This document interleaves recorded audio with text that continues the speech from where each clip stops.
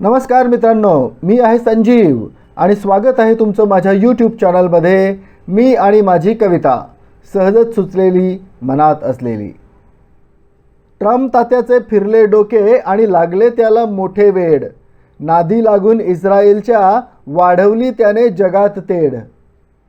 Bomb फोडले, युद्ध पेटले, धगधगली मोठी जगात आग. युद्धाचा खेळ रंगला मोठा, महागाईला आली लगेच जाग. बाजार पडला, पैसे बुडले, खिशास पडले भगदाड. एका मागे एक अडचणी, जनतेच्या त्रासात झाली वाढ. सिलेंडर होऊन गेले गायब, न मिळे कुठेच बाजारात. आखातातले युद्ध पोचले भारताच्या प्रत्येक घरात. बायकोची तेव्हा झाली चिडचिड, म्हणे जेवण कसे मी शिजवू. एका दिवसाचे करेन काही, रोज रोजचे कसे मी निभवू. सिलेंडरसाठी लागल्या होत्या मोठ्या मोठ्या लांब रांगा. नेत्यांना मी लावला फोन, प्लीज काही उपाय सांगा. नेते म्हटले घाबरू नका, सर्व काही ठीक आहे. उगीच करायची बोंबाबोंब, ही राजकारणाची रीत आहे. रांगेमधले लोक उभे ते, त्यांना काही दिसले नाही. डोळ्यांमध्ये अश्रू होते, त्यांना काही कळले नाही. आठवला विचार केला तेव्हा तोच चहाचा टपरीवाला. गॅस बनवण्यासाठी त्याने नाल्याचा होता वापर केला.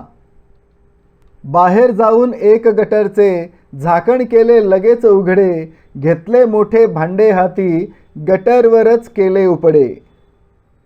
छिद्र पाडूनी भांड्याला त्या, पाईपचे टोक घातले त्यात. दुसरे टोक ओढत ओढत थेट नेले स्वयंपाकघरात. बायकोने माझे कौतुक केले, वाटले तिला संपला त्रास. पण गॅस काही पेटलाच नाही, घरात भरला नुसता वास.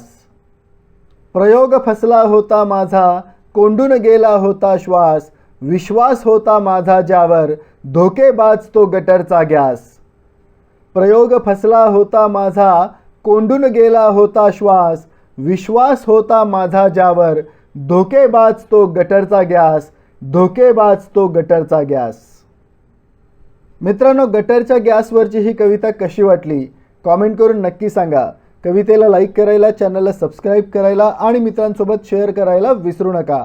अशाच आणखी काही कवितांसाठी चॅनलला पुन्हा नक्की भेट द्या. धन्यवाद.